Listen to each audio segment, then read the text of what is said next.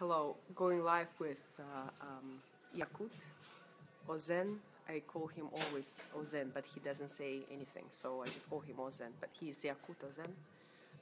We are at his studio, and he'll take me behind the scenes of his creative process for a piece that he is designing for Seattle Art Museum.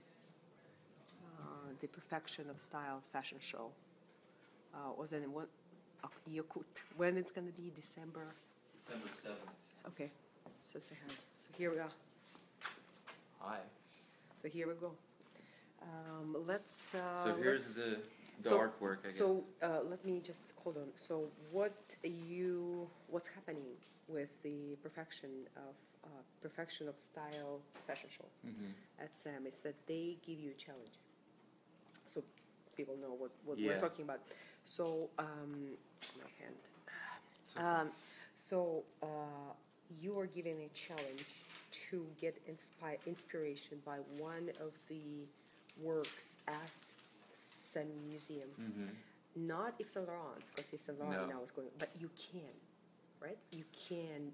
Well, I think the idea is kind of picking inspiration from that and, finding something in the museum that works with your style. I mean, in the beginning, that's what I thought that was the case, which I was super excited about that. But then it made more sense. It's a better idea to pick an actual artwork besides the YSL tribute. True. And then pick something that works with each designer's with your aesthetics, with flow. With your flow, yeah. But you can, I think, I'm always inspired by the 60s and 70s fashion, which is also very much in effect in that tribute. When you go to the museum, you see a lot of early pieces he made. So I already have a little bit of a connection, I feel like, especially with the outerwear side, the leather stuff. So I'm trying to come up with something, besides Yves Saint Laurent pieces. So you. Yeah, I mean, there's common interests. Like I said, anything that has like these like vintage lines, color styles and fits and whatnot. So my goal is basically pick an artwork that works with my like organic lines. Like I'm really into like Art Nouveau and stuff. So But you have 3 pieces you're showing. One is inspired by the art from right. So tell me this whole story, because so Tom Ardonia told me 3 pieces. It's not 1 piece. It's actually 3 pieces. So for the whole fashion show, they're about what? 10 designers, I think. I think it's 10. A lot, actually. Anyway, and great, all great people. Coming from different kind of backgrounds of inspiration and fashion. Sure. Deborah is in there. Tom is doing it. Underground Prairie, right? Deborah. Prayer Underground. And then multiple other really talented people. So the idea is basically just setting up this event where there will be 3 pieces for each designer, showcase pieces, but one. I'm excited. So one is based on the One is inspired by the piece, by the art piece. Yes, exactly. And 2 is just. 2 can be from past collections or anything new, or they even said like if you're inspired, if you want to do more inspired pieces from the museum, that's fine too. Obviously within the limited amounts of time and economics. Obviously we can I think all come up with one project, but regardless it's a very. So the fitting for the event is on November 22nd. So they gave us a fair bit amount of time to come up with these. Is it November? It's November. So I started kind of brainstorming, like a little bit at the end of the last month, and I just cut this. You'll see in a bit. So November, there's enough time for sure. And then December 7th, I think. And December 7th is the show date. In like 4 weeks. Yeah. Which is short period of time to create. Yeah, but this has been kind of going on for a while. So we had meetings, and the other day I was there for Bethany Hardison's speech, which was really amazing and inspiring. I couldn't make it. But that was a very fun thing for me to kind of, understand like that kind of personality actually has existed in the fashion world. Actually, like someone that's really like real, someone that really doesn't follow what the fashion thing is built around right now. What strikes you the most?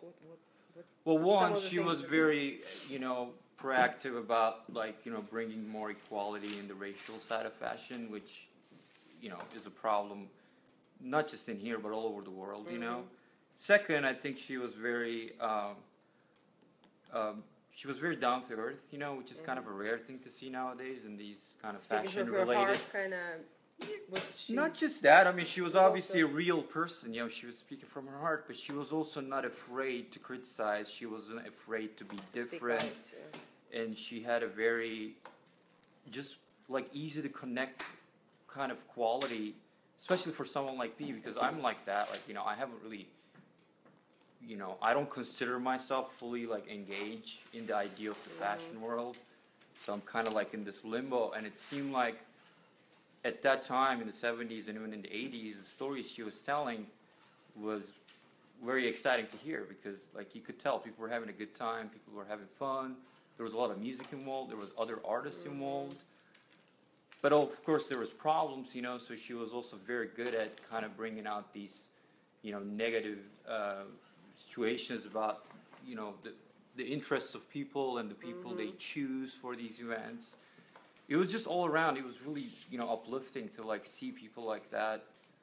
That's kind of out there, and really kind of inspired me and made me think, okay, this is cool.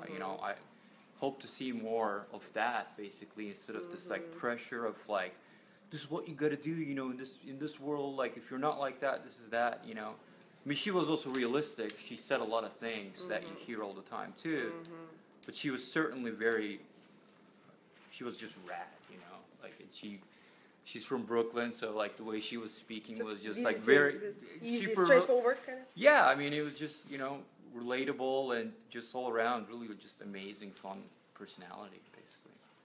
It's something very inspiring to have something So it's like that in actually Seattle, great that actually. they brought her down in here, and I mean, there were quite a bit of people there, but I don't know like how many people kind of got to hear about it, but just definitely look her up, and Yeah. I mean, she kind of became my idol that night. I almost felt like, God, it'd be so cool if we could just go out and just have a drink and just keep talking, Yeah, maybe she'll come again, hopefully. But Well, she's around. I think she's touring, so she's touring. people can follow her. She has a Facebook page.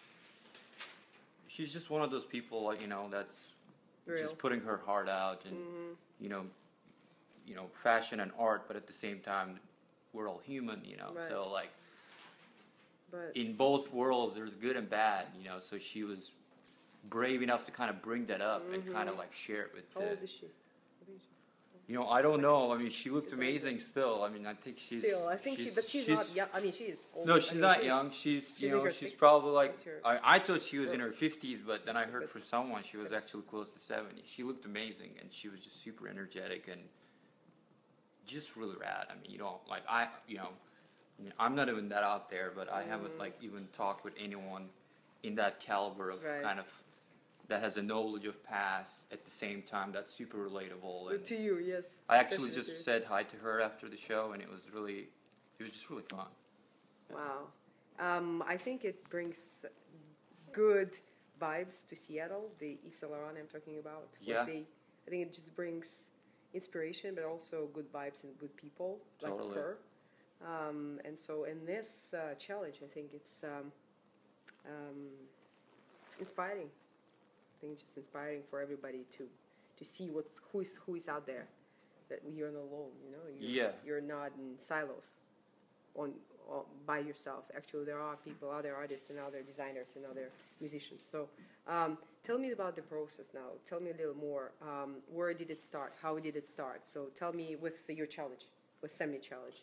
So, tell me what you're supposed to do. You're supposed to choose. I know you told me you're supposed to choose a painting or an art piece. Yeah, anything that's anything that's being displayed at the museum right now was the Okay. option that's given to the designers. Just pick something that Okay. that you like, and basically get inspired by it and make a garment that is inspired by it. So basically. show me the now the. So it was kind of a hard. I mean, it's tricky because there's amazing things in there at the, and I mean I can go so many ways with the way that I work because I'm inspired by a lot of things. I like weird costumey, like creepy things. I like really pretty things. So there was just so many options. But then I also had to think about the fact that it has to be something that I can kind of somehow project into a garment. And Sure. since I work with leather, Sure. which has its own ups and downs, so it had to be something that I can not just get inspired by it, but something I can also kind of, work around with leather. So I ended up picking this let's see wood the piece. carving art. It's Native American. It's made by Native American artists. It's a pretty big piece. Like when you hold it out, switch maybe and talk. Yeah, I'll switch to the. yeah. Oh, better. So it has a lot of like organic lines on it, which kind of goes along with some of the other works that I've done before, and it has inlays, which I done a lot with leather. Like I use a lot of inlays, especially on my early jackets. That's your hand. Do you see the No, that's scale? not my hand, but that's someone's hand. So But it it's just so you shows see the the scale. scale. Yeah, it's really big. So it's like masks, right? Tribal. Yeah, there's masks in there, and then you have these kind of like leaves or like trees, which, like I said, it's pretty. It connects, with the lines that I have, at least in my patterns and whatnot. Mm-hmm. But still, I mean, it's a challenging thing. So I don't want to do something that's, obviously you don't want to take it exactly and make it that, but also you want to do something that kind of respects, that tributes to the idea of beautiful art. So there's a lot of brainstorming. You have to think about, how far you want to take it, basically. I mean, I've done some really detailed pieces. I can carve leather in many different ways, but I also have to keep it, tasteful and. So I'm how? actually just, Yeah. So how do you translate this into? Yeah. I hold on. I want my coffee. So sorry. It's okay. Getting cappuccino, chin chin, cappuccino, chin chin. Cheers. Well, I need to be careful with the leather and okay. You need a wide angle lens. Yeah, there, I know. One of those things. Yeah, it's like, whew. Yeah. Oh, I have this. Hold on. Let's see. Oh yeah, you can extend it. Yeah. Extend it a little more because my hand is. Yeah.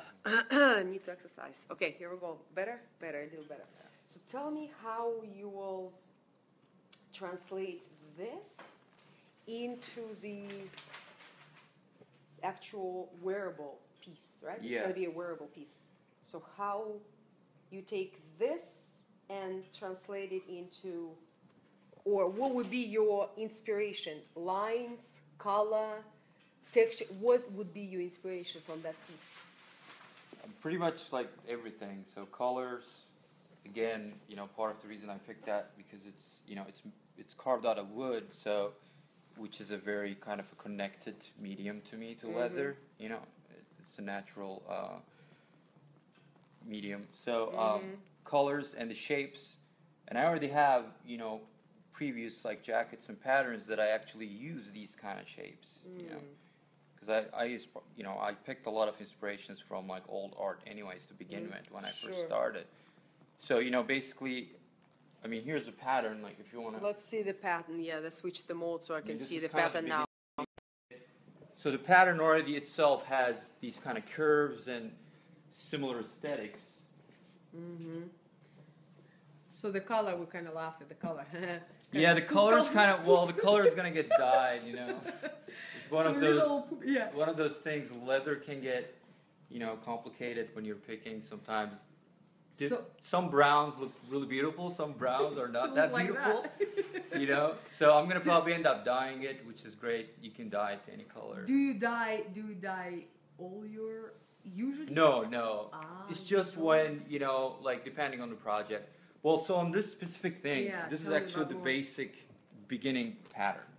So what's gonna happen to this is, it's gonna have inlays that I'm gonna, design accordingly to this artwork. So these are the sleeve patterns, and this is the back. So on the sleeves and on the back, I'm gonna actually cut inlays, which I'll show you. I have this other jacket in here that I've done kind of a similar. So like it will have. Hold on. We need to see the jacket. Hold on. hold on. So this is your. This is like an earlier jacket that I made. So that's your jacket, kind of the first jacket. So can you tell One me of a the little first more ones. about since you have it? So this is you're cutting every piece. You're creating this pattern. Yeah. So. Yeah. Tell a little more about.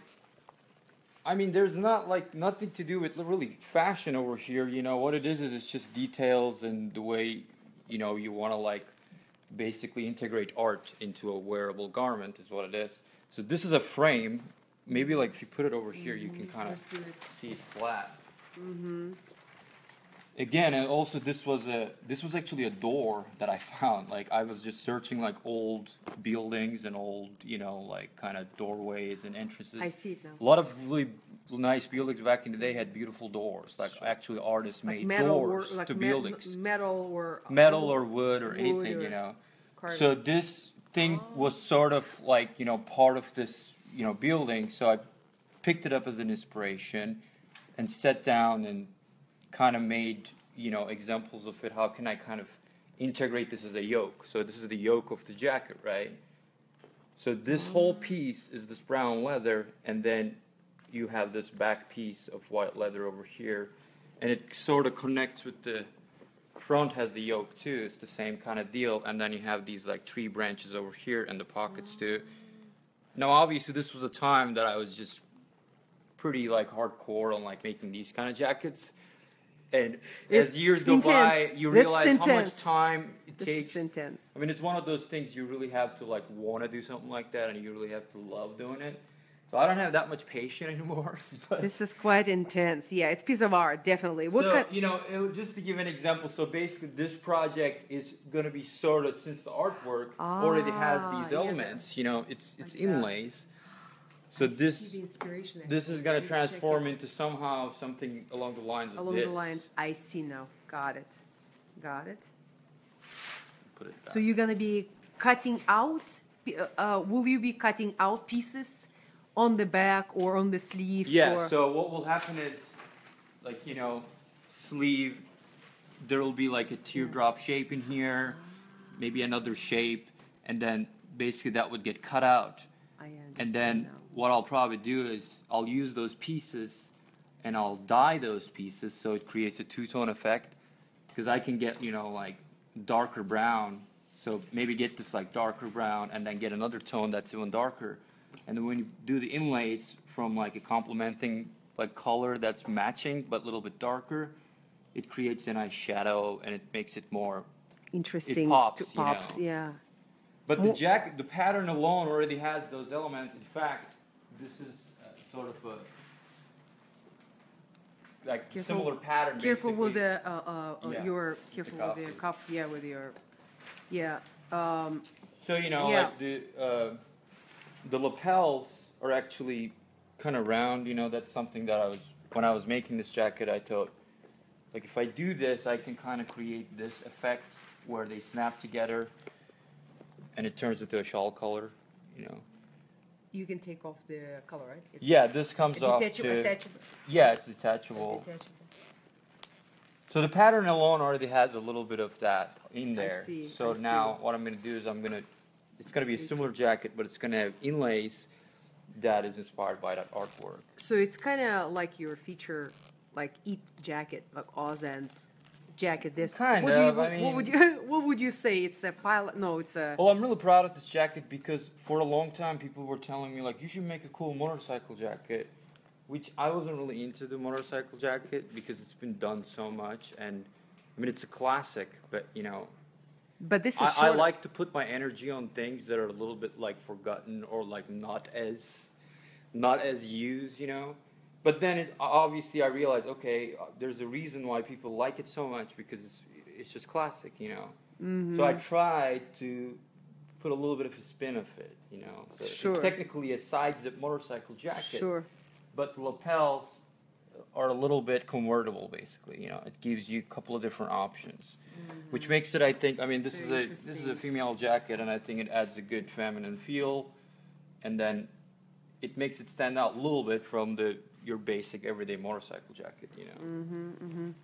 And Leather. it's pretty like nice heavy leather too, so that obviously adds. Yoke is also, yeah, on the back it's easier. The fit is then, it fits better. Yeah, I think mean, yokes are a big deal, especially the era that I'm inspired, like, 50s, 60s, 70s. A lot of garments had like interesting shapes of collars and yokes and front yokes and yeah, I see the front. lapels. This is your jacket, so you're wearing. Yeah, this. So this is the jacket. One of the yokes on the front right here, right? This thing. Yeah, This kind of shoulder. similar kind of like similar. flow. Like when you look at it, it just All the starts from details. there, it goes in there, and it goes like that. A little over the top for some people, but like I said, I think it's cool to make things that are a little bit They're harder to different. replicate Exactly. than just something just basic. Off the rack, something off the rack that you can buy.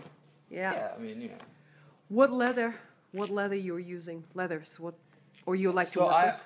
most Tell of me a the little more time about I leathers. use cowhide, leather. So that seems to work best with the styles that I'm interested, because I like the jackets to be durable.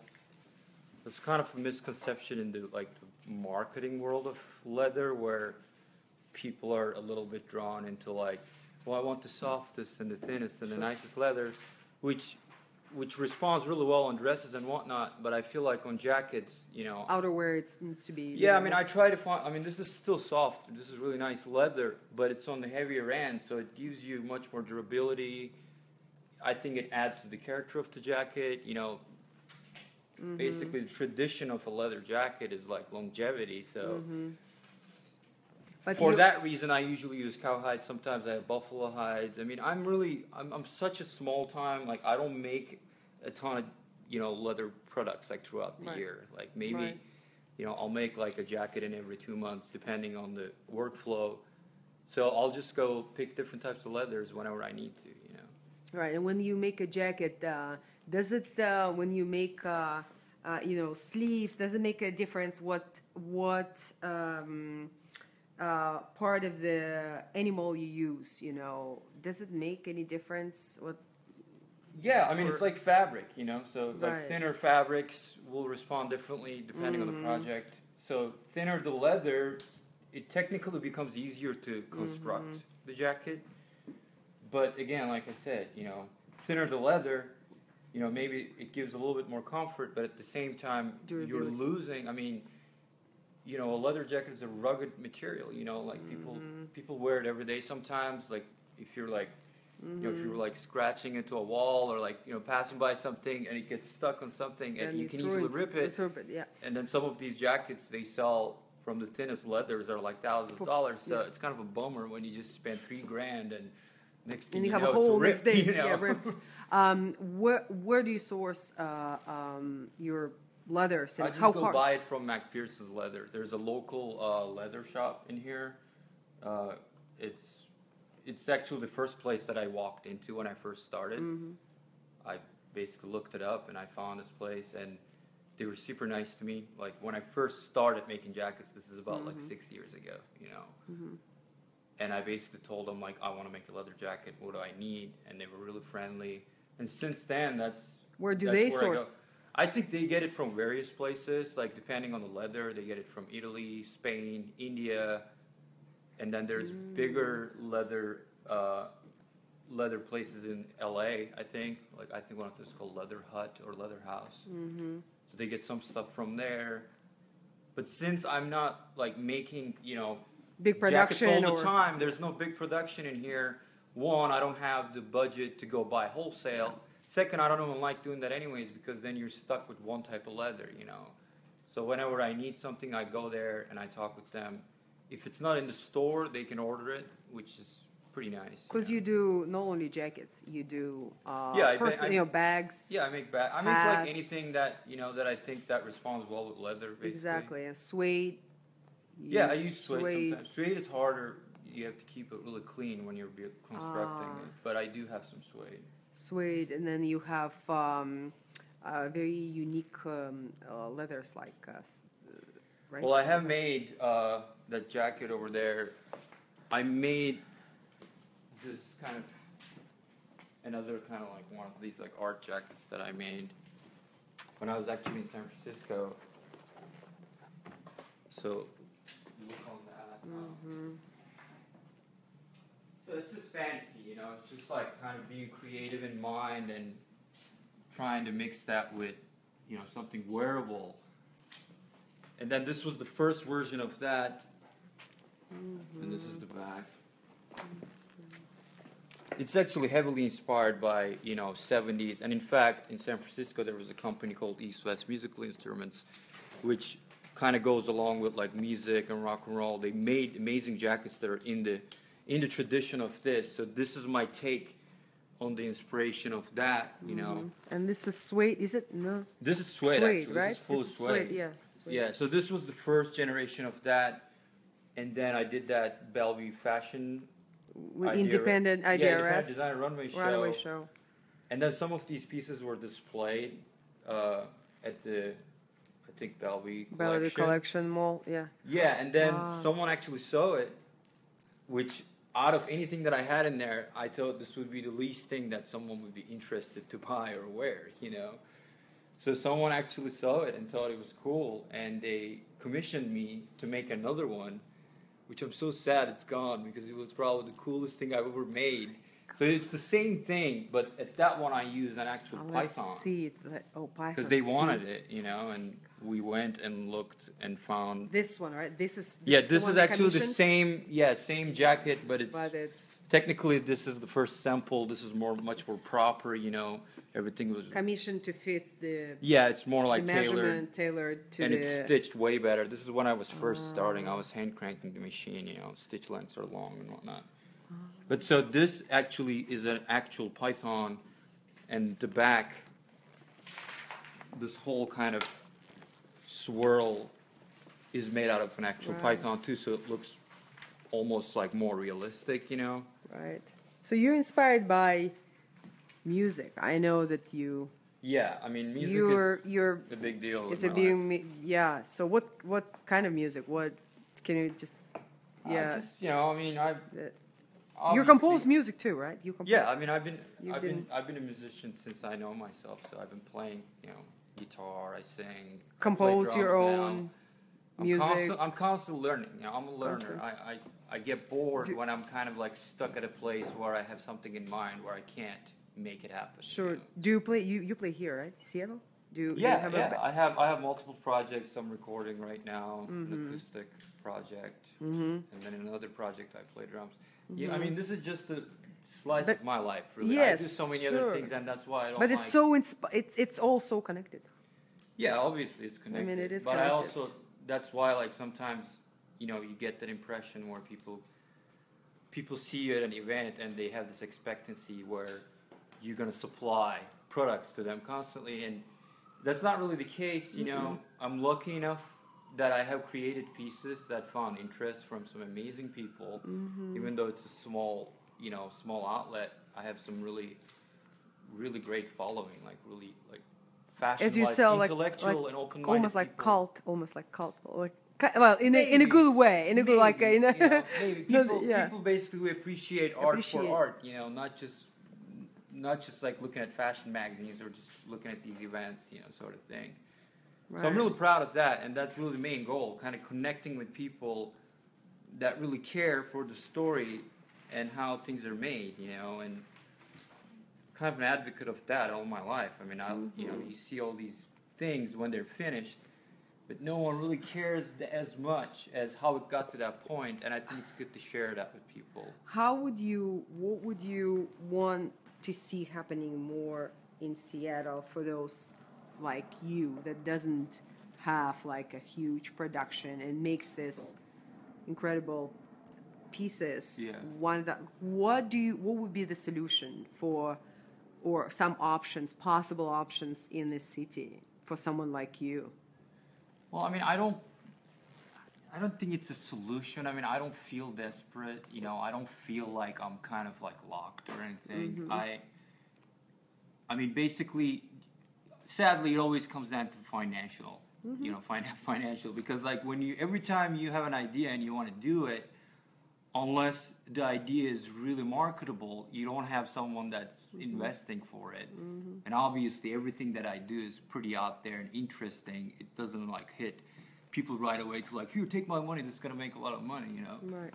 So really it comes down to people kind of like hopefully seeing it and buying it. I mean, really, you know, that's the reality. I think there's a lot of other designers in Seattle and other artists that are sort of trying to gain attention. And I mean, the city is kind of growing. You know, there's a lot of tech right now, and it's really smart. You know, everybody's going in that field because it's like faster money, and it's hard like anything. But so I'm kind of in my mind hoping that eventually maybe some of those people who are in those fields are gaining like a good amount of income, can see the local art with a little bit more open eye, and sort of create this kind of balance, you know, and just trying to be hopeful. I don't know if it's going to happen because it seems like those people don't have any time, because that's what they always say, you know, they say they're working so much that they don't have time to like research or look at what's interesting. Right. But that's really the hope. But finding the ways to show this, people don't see. Where do you see it? Like, how can you see this? I mean, it's great that Seattle, you know, Sam is doing this thing. Yeah. It's incredible. EMP has been EMP was good, right? I mean, it's still. Did you have your jacket? Yeah, you were showing at EMP reveal. Yeah. And this jacket was actually the first show that I had made. This was at EMP for like a couple of months. They were like super nice. Did you get any feedback or anything from people? Yeah, I mean, that was a very, you know, just great for me. Was it good for you? Okay. Yeah, and then it went to California. There was it was part of the Born to Be Wild exhibit. Really, the question is really hard to answer, to be honest, like I said. I mean, there's obviously problems, you know, but the problems are also on both sides. Right. You know, I used to kind of whine about it constantly, like saying, you know, they don't support this and that, but then now I kind of realize that the reason, I guess, is they think about money, you know, and respectfully understandable, you know. Right. But we all function with money.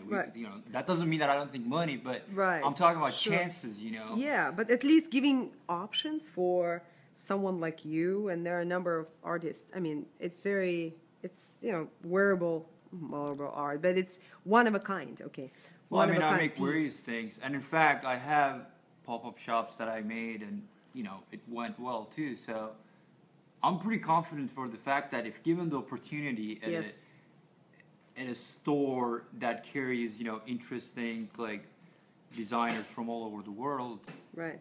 Like my work and some of the other people that I works is 100% can compete. In fact, I think it can surpass. Like, to be honest. To be honest, I agree. Like, where it fails is the production, you know, because like everybody's just doing their own work. Everybody's working on their own, and you know, everybody has 2-3 jobs besides that to pay the rent and all that stuff. So it's you hustling your time and then trying to. You don't get the respect for the working class. You get respect as an artist. You get respect as a designer, but they still treat you like you're a big fashion house.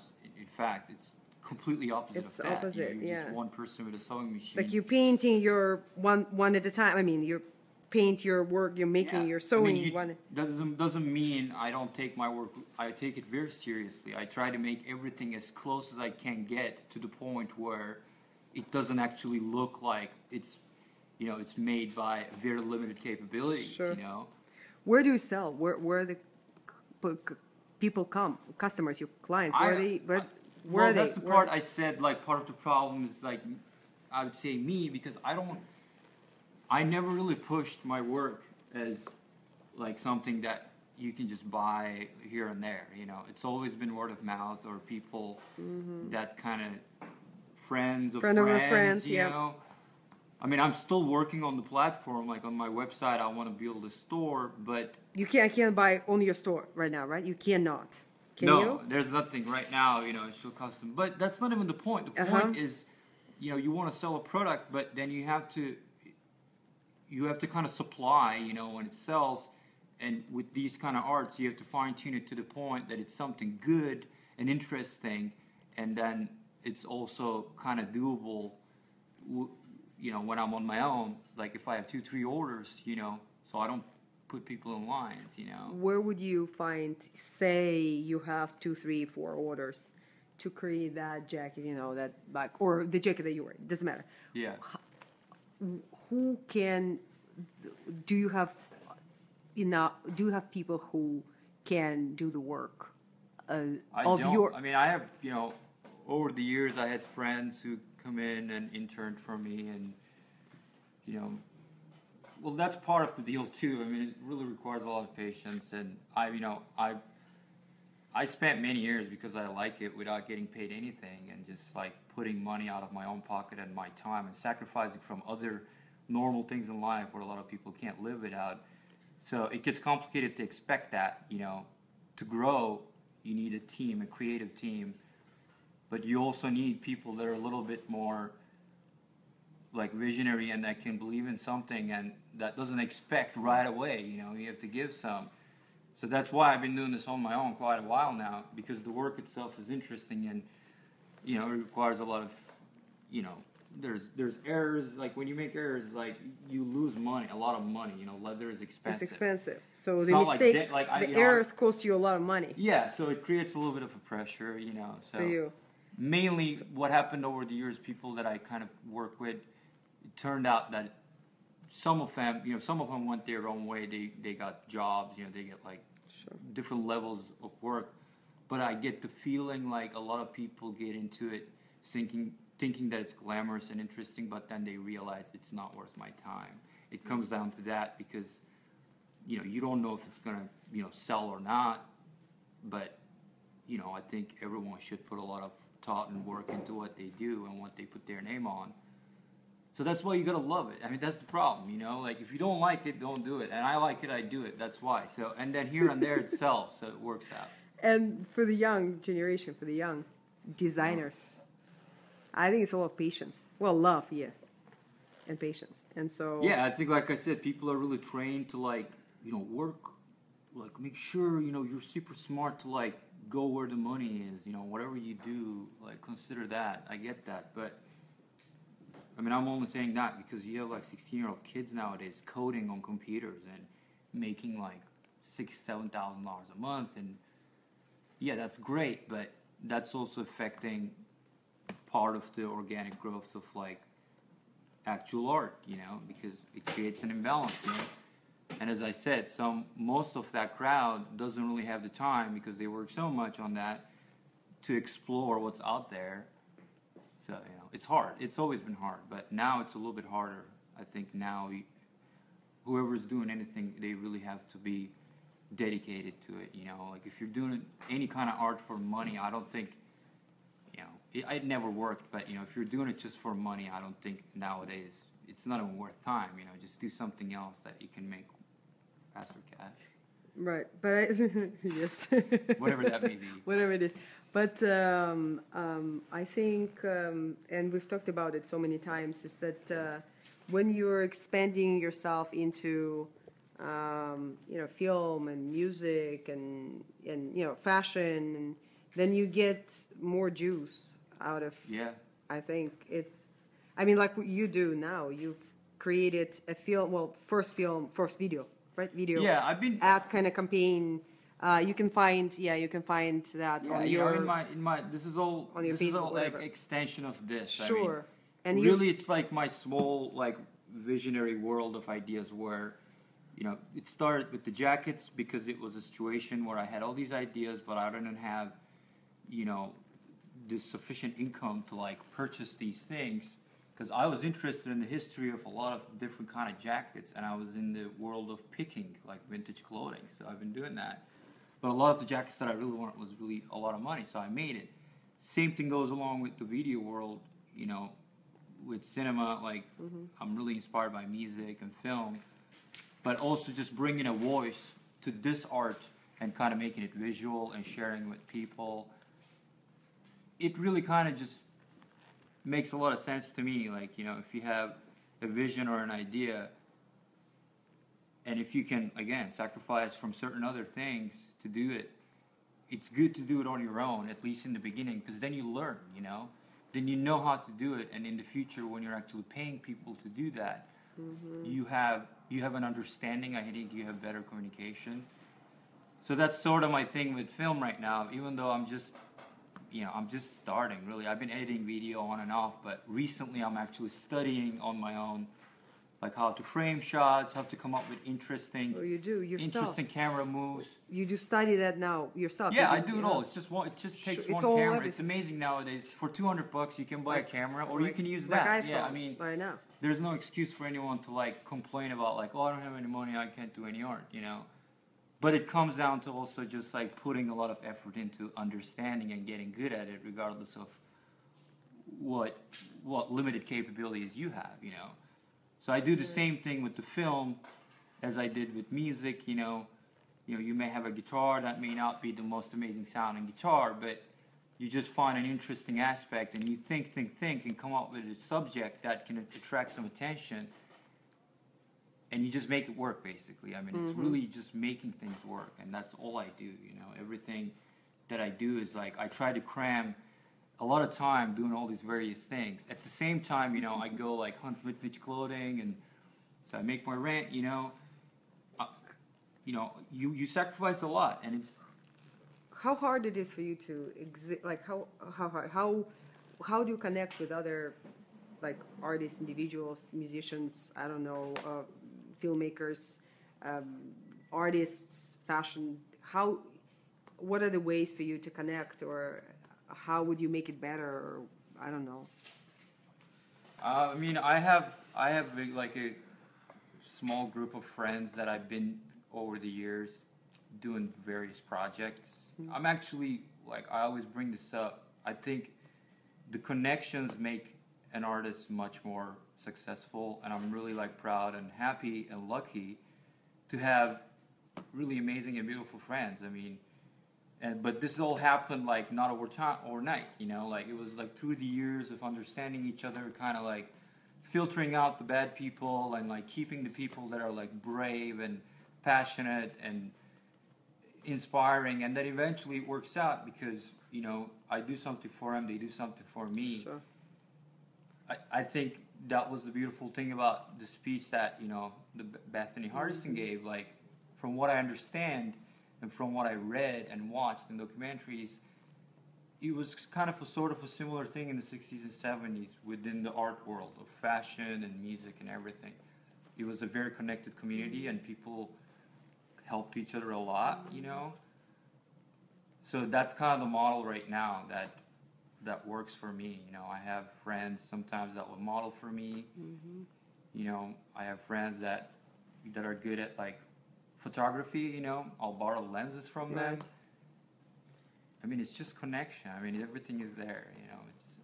But it's kind of connecting, finding the people, your people, like your tribe, so to speak, like your people who understands you and gets you and kind of like want to work with you. Yeah. You know, want to work with you. Well, obviously there's a similar interest level. Like synergy, you know? kind of the synergy of making things happen. Whatever you call it, it's just the chemistry of like... Chemistry, like, you know, if you're gonna play a certain type of music, you're gonna somehow have to connect with people that has the similar tastes and, you know, and kind of make it work. Inspirations, you know. So, but that's not a big deal. I mean, you know, the truth is just people who are willing to spend the time and people who are not willing to give up is the trick, you know. Because at the end of the day, most of the work a lot of artists do in the beginning is unpaid. True. You know, I mean, no matter how some people may seem like, you know, they have everything in the world, the real, I think the core of like true art is made from nothing in the beginning, you know. Right.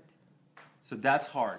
Finding people who are willing to sacrifice time patient from enough doing something else to put into something that may or may not become legendary or like inspiring one day, you know, is a gamble, really. I mean, but I think today, I mean, if you have money, you can go and buy Hermes, you can go buy whatever, but find something that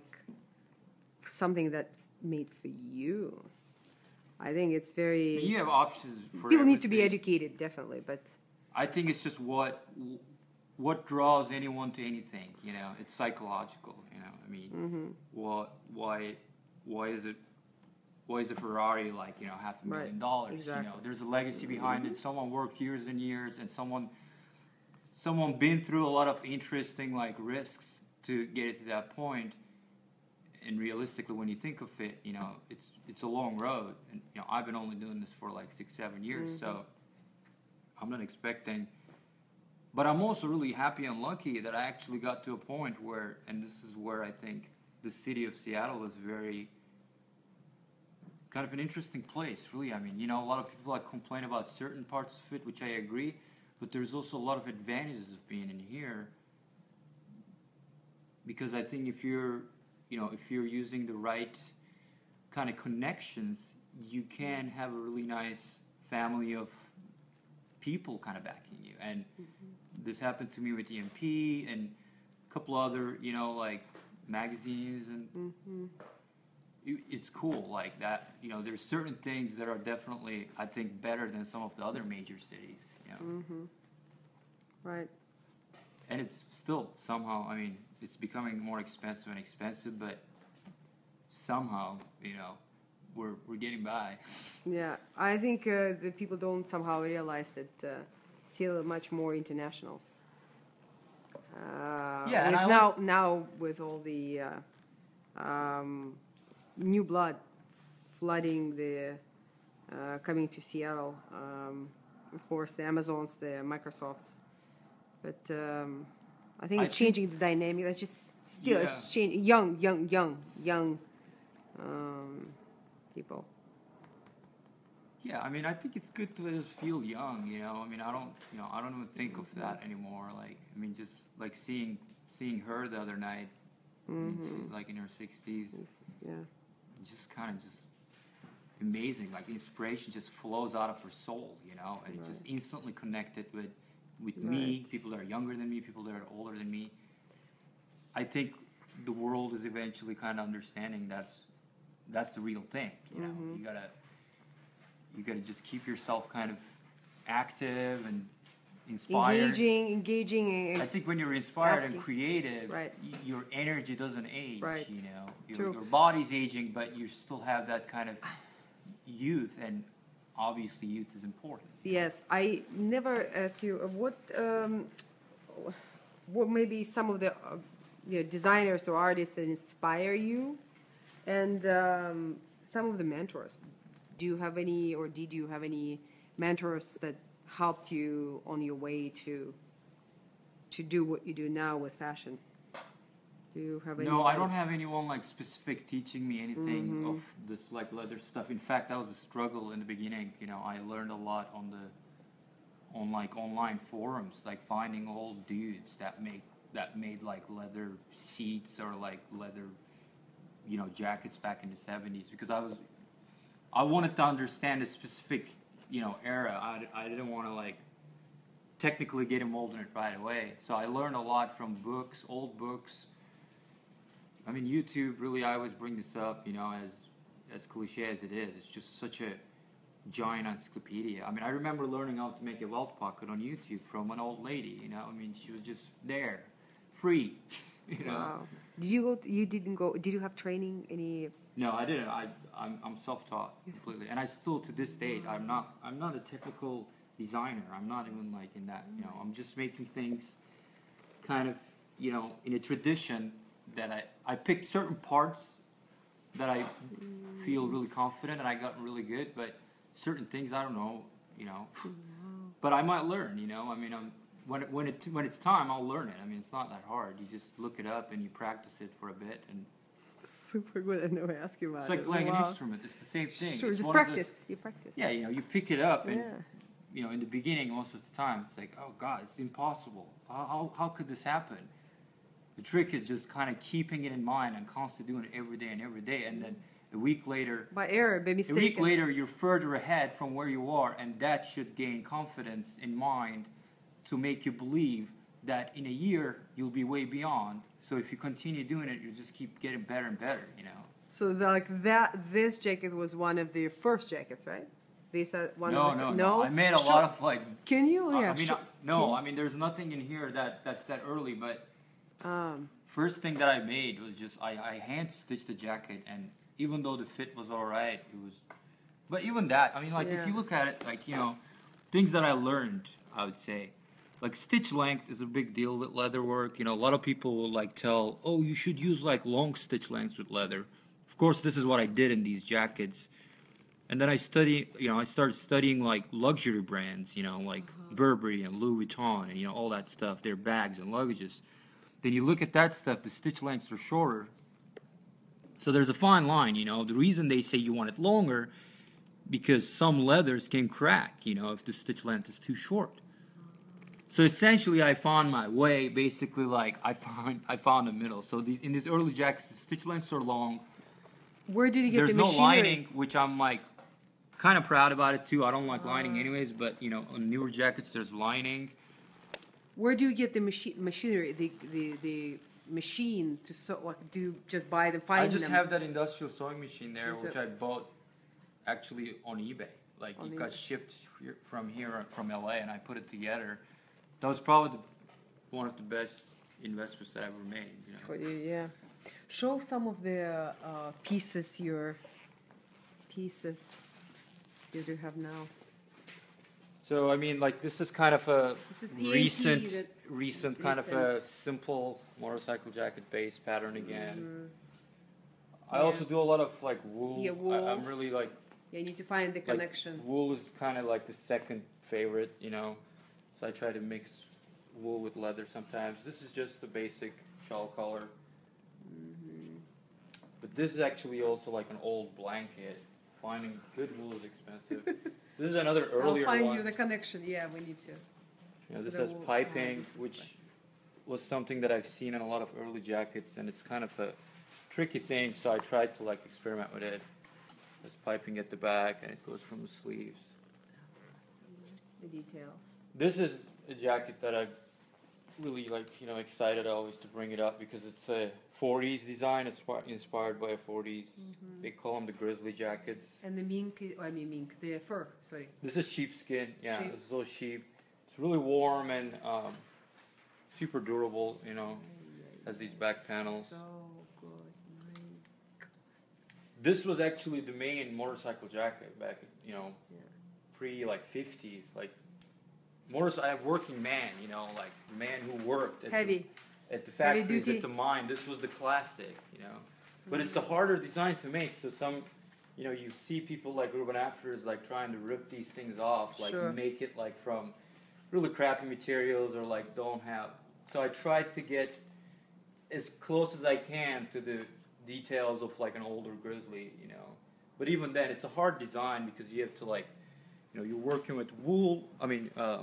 Sheepskin and leather, so you have to you kind of have to shave the sheep at that part, It's kind of complicated. This is my Paisley suit jacket that I made for myself to wear at the Independent Designer Runway show. This was also a vintage fabric that I found that I took. It's Paisley corduroy. So it's conscious fashion, eco fashion they call it. I wouldn't say eco. I'm conscious about. Yeah, to be honest, I don't even use as much. I don't use that much leather. I like animals. It gets it becomes really sensitive quickly because it's obviously you're using animal products to make these things, but. I say it from the beginning, I just don't like the idea of mass-producing stuff, and I hope I'll never be at a point where I would have to do that, So in my own little world, here and there I'll go buy a hide, and that's what I do. I turn it into art. Yeah. This is, again, an earlier studded jacket, actually, that I've kind of revived from the archives. Yeah. I've done a lot of stud work like that. And no lining. You don't have the lining. Yeah, no lining. No lining. And here's the. And then here's the bag. Yeah. Here's the bag. Bags are fun and easy because you can be a little bit more free with the construction. And then the This hat. is actually a backpack, yeah. Yes. Yeah, all my hats are sold. I have one at home. I just actually moved into the space, so some of the stuff is still at home too. Perfect. So we'll see your design. We'll see the design of the at SAM for the SAM museum, and it's December 7th. So buy the tickets. By the way, buy the tickets and come to